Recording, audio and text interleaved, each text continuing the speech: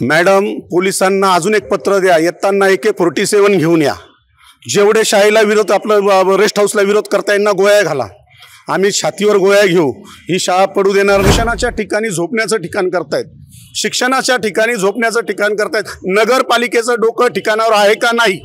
तुमच्या निवासस्थानासाठी तुम्ही हजारो वंचित, दलित, शोषित पीडितांवरती ज्यांचा न्याय हक्क आहे शिक्षणाचा, त्यांच्यावरती जर गदा आणत असाल तुम्ही आणि तुमचा शासकीय विश्रामगृह इथे बांधत असेल तर आम्ही ठामपणे त्याचा विरोध करू.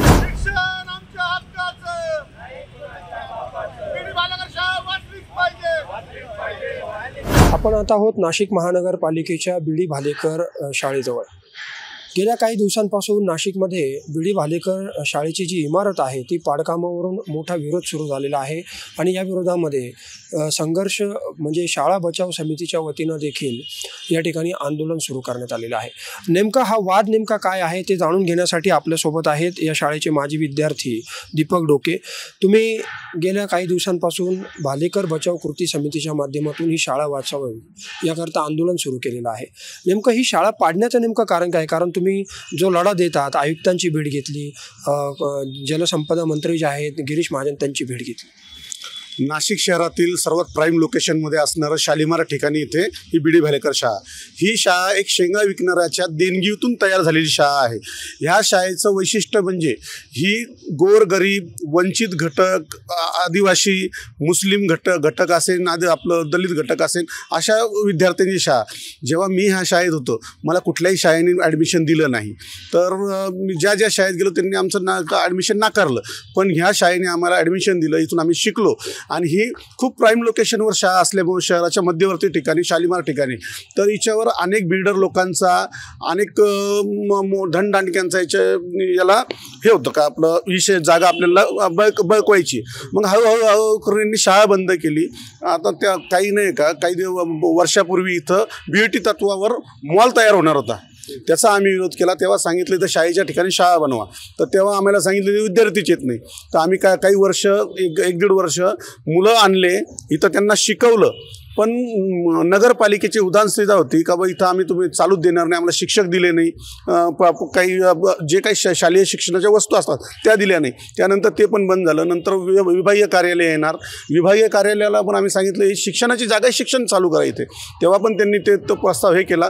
आता नव्याने काय कुठला आपलं कोणाची एवढी मोठी बुद्धी आहे हे माहीत नाही पडलं आम्हाला अजून का बा इथे झोपायचं ठिकाण, रेस्ट हाऊस, शासकीय विश्रामगृह, कारण की हे शिक्षणाचं ठिकाण आहे, हे झोपायचं नाही आहे. हे अशा प्रकारे इथं पाडकामाला सुरुवात होणार होती. पण आम्ही त्या गोष्टीसाठी मागच्या सोमवारी मॅडमांना भेटलो. त्यांना आमचा विरोध दाखवला आणि त्यांना सांगितलं मॅडम शाळेच्या ठिकाणी शाळाच बनवा. मॅडम ह्या पूर्णपणे निगेटिव्हपणे इथे विश्रामगृहच बांधायचं असं त्यांचं म्हणणं आहे. पण आम्ही पण शेवटच्या टोकापर्यंत संघर्ष करू. आज दादा भुसे साहेबांना भेटलो. मागच्या 2-4 दिवसाआधी गिरीश महाजन साहेब. पण या ठिकाणी शाळा व्हावी असा तुमचा आग्रह आहे, परंतु महानगरपालिकेकडून सांगितलं जाते की या ठिकाणी विद्यार्थी संख्या जी आहे ती घटलेली आहे किंवा ही शाळा बंद पाडण्याचं देखील काही षडयंत्र आहे असं आपल्याला वाटतं का? आता समजा ह्या पद्धतीने शाळा सुरू केली, कोणचा पालक ह्या आपलं पाल्य टाकेल? तुम्ही शाळेचं वातावरण तयार करा ना. शाळेचं याला जर 5-50 लाख रुपये खर्च केला, चांगली डागडुजी केली, चांगले शिक्षक आणले आणि बालवाडीपासून सुरुवात केली तर ही शाळा भरभराटीला येईल आणि या शाळेतून अनेक विद्यार्थी गोरगरीब शिकून मोठे होतील. आता यांची मानसिकताच नाही आहे ही शाळा चालू करायची. इथं BOT तत्वावर पहिले आणतात, मॉल आणतात, नंतर विभागीय कार्यालय आणतात, आता काय म्हणतात विश्रामगृह आणतायत. आता कालच आम्हाला आज नवीन कळालं का इथे आयुक्तांचा बंगला तयार होतोय. का आयुक्तांच्या बंगल्याची वास्तू बरोबर नाही? मॅडम कुठल्या जगात जगतायत? IAS ऑफिसर आहेत, कुठल्या जगात जगतायत? आज पेपर वाचला का आयुक्ताचा बंगला हा शास्त्रानुसार बनला नाही, तिथं आयुक्त टिकत नाही. कोणच्या अंधश्रद्धेला खतपाणी घालतायत? फुले शाहू आंबेडकरांचा महाराष्ट्र, ह्या महाराष्ट्रामध्ये बंगला बरोबर नाही म्हणून इथं आयुक्त टिकत नाही हे असं बोलणं चुकीचं आहे. अनेक आयुक्तांनी इथे पूर्ण त्यांचा कार्यकाळ काढला आहे. नाशिकसाठी खूप चांगलं काम केलं आहे. मॅडमांनी पण इथं कार्यकाळ चांगला काढावा. जेव्हा मॅडम IAS परीक्षा पास झाल्या तेव्हा त्यांना IAS परीक्षा पास झाल्यानंतर एक परीक्षा असते, तोंडी परीक्षा म्हणजे इंटरव्ह्यू असतो. इंटरव्ह्यूमध्ये जर त्यांना प्रश्न विचारला असता एखाद्या शहरामध्ये शाळा महत्त्वाची का रेस्ट हाऊस महत्त्वाचं, मॅडमनी जर रेस्ट हाऊस म्हटलं असतं ना तर मॅडम IAS झाल्या नसत्या. मॅडमने तेव्हा शाळा सांगितलं असेल म्हणून त्या IAS झाल्यात. मॅडम पण मग हा आयुक्तांच्या निवासस्थानासाठी हा घाट घातला जातो असा आरोप आहे का तुमचा? 100% प्राईम लोकेशनला आहे, बाजूला शालिमार आहे, पोस्ट ऑफिस आहे, जिल्हा परिषद आहे, हाकेच्या अंतरावरून 10 मिनिटाच्या अंतरावर नगरपालिका आहे आणि बाजारपेठ जवळ आहे. याच्यामुळे नाही का इथं आम्हाला तरी वाटतं का रेस्ट हाऊसच्या नावाखाली बंगला बांधायचं चालू आहे. आणि त्यांना मॅडम तुमची अनेक मोठी प्रॉपर्टी असेल, नो तुमच्या जे काय आयुक्त असतील त्यांची अनेक मोठी प्रॉपर्टी असेल, पण इथल्याच बाजूच्या वस्ती आहे, गंजमा आहे, जुनं नाशिक आहे, खडकाई आहे, भीमवाडी आहे, रसूलबाग, किस्मतबाग, मातंगवाडा, राजवाडा, नॅक्सन नगर, ह्या विद्यार्थ्यांना शाळा नाही मॅडम. इथे आता तुम्हाला म्हणजे अंगाला काटा येतोय, 50% मुलं शिकत नाहीत आमचे. त्या मुलांना शिक्षणासाठी तुम्ही गोडी लावा, ज्या गोष्टीसाठी तुम्ही आला आहात शिक्षणासाठी गोडी लावा. तुमच्यासारखा IAS ऑफिसर आमच्या झोपडपट्टीमधून तयार होऊ द्या, याच्यासाठी तुम्ही काम केलं पाहिजे. रेस्ट हाऊसमध्ये येणारा व्यक्ती धनदांडका आहे, कोट्याधीश आहे. अक्षरशः इथे जे रेस्ट हाऊसला राहायला येतील त्यांचे मोठे मोठे फार्म हाऊस आहेत, मोठे मोठे बंगले आहेत, मोठे मोठे फ्लॅट आहेत, पण आमच्या मुलांना शाळा नाही. तुमच्या डोळ्यातून पाणी येतं ह्या गोष्टी सांगताना. तुम्ही या शाळेमध्ये शिकला आहात, अनेक आठवणी तुमच्या या शाळेसोबतच्या आहेत. परंतु जर या ठिकाणी ज्या पद्धतीनं तुम्ही हा लढा देत आहात, आज तुम्ही दादा भुसेंची देखील भेट घेतली, काय आश्वासन तुम्हाला त्यांच्याकडून मिळालं? दादा भुसेंनी पण सांगितलं आहे आम्हाला का शाळेच्या ठिकाणी शाळाच होणार आहे. आम्ही माझ्यावर मागच्या आठवड्यात दादांशी बोलणं झालं होतं. दादांनी मला तेव्हाच आश्वासन दिलं होतं का मी शाळेच्या ठिकाणी शाळा बांधतो. आत्ता पण दादा भुसेंना भेटल्यानंतर दादा भुसे म्हणे माझं कोणाशी तरी बोलणं झालं होतं. दादा म्हटलं माझ्याशीच झालं होतं. तेव्हा पण मॅडमला सांगितलं, मॅडमांनी फॅक्ट सांगितलं त्यांना का ती शाळा जीर्ण झाली. आम्ही मान्य करू शाळा जीर्ण नाही. जर मॅडमला वाटतं जीर्ण आहे चांगलीच गोष्ट आहे. ही बिल्डिंग पाडून नवीन एक पंचतारांकित शाळा तयार होईल, एक मॉडेल स्कूल तयार होईल. महाराष्ट्रातली पहिली नाशिक महापालिकेची मॉडेल स्कूल तयार होईल का इंग्लिश मीडियम तुम्ही सेमी इंग्लिशपासून चालू करा, बालवाडीपासून तर 12वीपर्यंत अनेक विद्यार्थी घडतील इथून. अनेक नवीन नवीन प्रकल्प म्हणजे शिक्षण मंत्र्यांची तुम्ही भेट घेतली, त्यांनी सांगितलं की इथे शाळाच झाली पाहिजे. पण दुसरीकडे महापालिकेच्या स्थायी समितीने हा ठराव मंजूर केलेला आहे की पोलीस बंदोबस्तामध्ये आता या शाळेचं पाडकाम करण्यात यावं. महापालिका या विषयावर ठाम आहे. मॅडम पोलिसांना अजून एक पत्र द्या, येताना AK-47 घेऊन या. जेवढे शाळेला विरोध आपलं रेस्ट हाऊसला विरोध करता यांना गोळ्या घाला. आम्ही छातीवर गोळ्या घेऊ. ही शाळा पडू देणार नाही. शाळा पडली तर ही इमारत पडली आम्हाला चांगलं आहे, दुसरी इमारत शाळेची बांधा. पोलिस फक्त दांडा घेऊन नका बोलू, AK-47 घेऊन बोलवा पोलिसांना. आमच्या छातीमध्ये गोळ्या घाला. आम्हाला पण वाटेल का आम्ही कारण की आम्हाला आमच्या पुढच्या पिढीला आम्हाला उत्तर द्यायचं आहे. नाही पण मग जर समजा महापालिका या भूमिकेवर जर ठाम राहिली शाळा पाडण्याच्या भूमिकेवर, तर आपली भूमिका काय असणार? आपण जी संघर्ष समिती स्थापन केली आहे त्या माध्यमातून पुढचा लढा कसा असेल? आमचा 1 आठवड्याचा लढा झाला आहे का आम्ही ठिय्या आंदोलन इथं दररोज देतो आहोत. जर येत्या सोमवारी मॅडमांना आम्ही भेटणार. जर मॅडमांनी आम्हाला जर सकारात्मक उत्तर दिलं नाही याच्याबद्दल तर इथे महामोर्चा निघणार आहे. कारण की नाशिक शहरामध्ये खूप असं नाही का असंतोष पसरला आहे का शिक्षणाच्या ठिकाणी झोपण्याचं ठिकाण करतायत, शिक्षणाच्या ठिकाणी झोपण्याचं ठिकाण करतायत. नगरपालिकेचं डोकं ठिकाणावर आहे का नाही? नगरपालिकेचं डोकं ठिकाणावर आहे का नाही? आपण मोर्चा काढणार, तो महामोर्चा काढणार. आत्तापर्यंत आम्ही जे गोरगरीब जनता झोपडपट्टीतली जुन्या नाशिकची, मातंगवाड्याची, राजवाड्याची, नॅक्सन नगरची या वस्त्यांमध्ये अजून गेलो नाहीत. आम्ही असा विचार करतोय की हातावरचे लोक ते दिवसभर बसल्यानंतर, कारण की मी पण नाही काही झोपडपट्टीमधून जन्माला आलोय. माझी आई रस्त्यावर भंगार वेचायची. सकाळी गेल्यानंतर ती संध्याकाळी माझ्या मुलाला काय खाऊ घालू, लहान असताना ती बिचारी माऊली भंगार वेचून आमचं पोट भरायची. आम्ही त्या लोकांना अजून बोलवलं नाही. पण एक दिवस पुढच्या हप्त्यामध्ये जर मॅडमांनी आम्हाला सकारात्मक उत्तर दिलं नाही तर महामोर्चा निघणार आहे. एवढा मोठा प्रचंड मोर्चा निघणार आहे. आम्ही प्रत्येक झोपडपट्टीमध्ये फिरू, पूर्ण नाशिक शहराच्या झोपडपट्टीमध्ये फिरू. कारण की इथं शिकणारा उच्चवर्णीय कोणी नाही आहे. इथं शिकणारा दलित, आदिवासी, वंचित घटकातील मुलं शिकतात. तुम्ही देखील आंदोलनात सहभागी झालेला आहात. इथे शासकीय निवासस्थान किंवा आयुक्तांचे निवासस्थान यासाठी ही जागा आरक्षित केली जात आहे किंवा ही पाडकाम केलं जातं असं म्हटलं जातं. तुमचं यावर काय प्रतिक्रिया? हास्यास्पद आहे हे. ह्या नाशिकमध्ये फुले शाहू आंबेडकरांनी इथल्या क्रांती चालू केलेल्या आहेत. या नाशिकची क्रांतिभूमी म्हणून ओळखली जाते. कदाचित आयुक्तांना माहिती नसेल, ही नाशिक भूमी जशी रामभूमी आहे, कर्मभूमी आहे, तशी क्रांतिभूमी पण आहे. ह्या नाशिकमध्ये जर ठिणगी पेटली तर आज बी.डी. भालेकर शाळा आहे, परंतु बी.डी. भालेकर बचाव कृती समिती संपूर्ण महाराष्ट्राला एक आयडॉल देते आहे. का दिल्ली सरकारने बघा काय केलेलं आहे. दिल्ली सरकारने काय केलेलं आहे, अशा जीर्ण झालेल्या शाळा त्या तोडल्या, परंतु त्याच जागी त्यांनी इंटरनॅशनल लेवलची शाळा चालू केली आणि जगात त्यांचं नाव भेटतं आहे. आज ज्यावेळेस अमेरिकेचे राष्ट्राध्यक्ष आलेले होते, त्यांची पत्नी ज्यावेळेस दिल्लीमध्ये आलेली होती, राष्ट्राध्यक्ष आलेले होते, तर त्यांची पत्नी पहिले दिल्लीची शाळा पाहायला गेलेली होती. कुठल्याही राज्याचं, कुठल्याही शहराचं जर उद्योगीकरण करायचं असेल, तर तिथलं शिक्षित करायचं असेल, तर तिथल्या शाळा, कॉलेजेस, हॉस्पिटल हे डेव्हलप होणं गरजेचं आहे. तुमच्या निवासस्थानासाठी तुम्ही हजारो वंचित, दलित, शोषित पीडितांवरती ज्यांचा न्याय हक्क आहे शिक्षणाचा, त्यांच्यावरती जर गदा आणत असाल तुम्ही आणि तुमचा शासकीय विश्रामगृह इथं बांधत असेल, तर आम्ही ठामपणे त्याचा विरोध करू.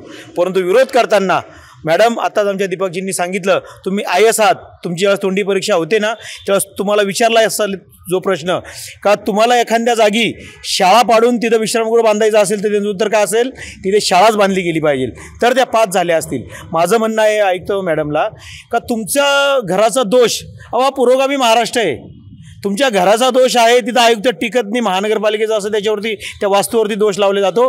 अहो हा दोष तुमच्या बुद्धीला झालेला आहे, हा दोष तुमच्या त्या मनपाच्या कर्मचाऱ्यांच्या यंत्रणेला झालेला आहे, हा दोष या नाशिक महानगरपालिकेच्या कंत्राटी भांडवलदार टक्केवारी ज्या लोकांना याच्यातला मलिदा खायचा आहे त्यांना दोष झालेला आहे.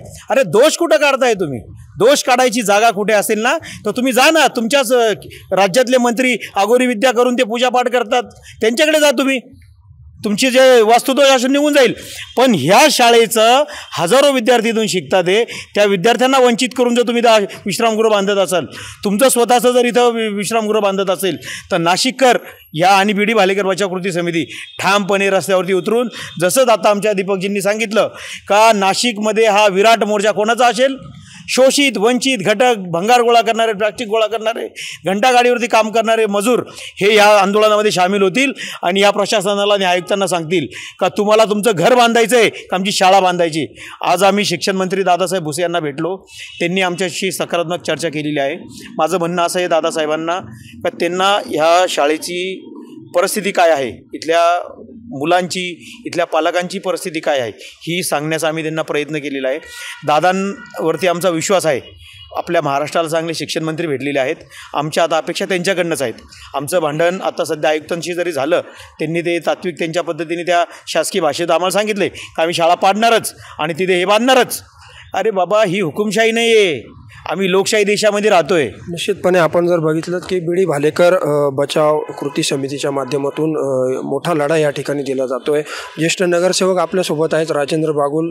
नाना, काय सांगाल, तुम्ही देखील गेल्या अनेक वर्षांपासून या शहरातल्या ज्या काही चांगल्या गोष्टी असतील त्या संरक्षित राहाव्यात आणि यासाठी मग मोठा लढा देत आलेला आहात. आता बी.डी. भालेकरचा मुद्दा पुढे आलेला आहे. बी.डी. भालेकरचा मुद्दा हा फार दिवसापासून चाललेला आहे, हा गेल्या 7-8 वर्षापासून चाललेला आहे. या शहरातील अनेक मोकेची जी ठिकाणं आहे, भूखंड, त्या भूखंडावर बिल्डरांचा आणि अधिकाऱ्यांचा डोळा आहे आणि ते अवसानात आणायचे, ते कुठेतरी चुकीच्या पद्धतीने विस्कळीत करायचे आणि विकायचे आणि बिल्डरांच्या घशात घालायचे, असं धोरण महापालिकेच्या अधिकाऱ्यांचं आहे. शाळेच्या बाबतीत ते तसंच होते असं आणि तसंच आहे.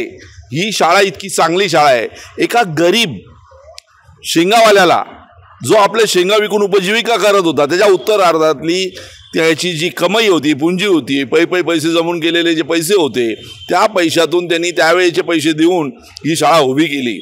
आणि ती शाळा उभी केली म्हणजे या शाळेमध्ये इतका मोठा स्रोत होता.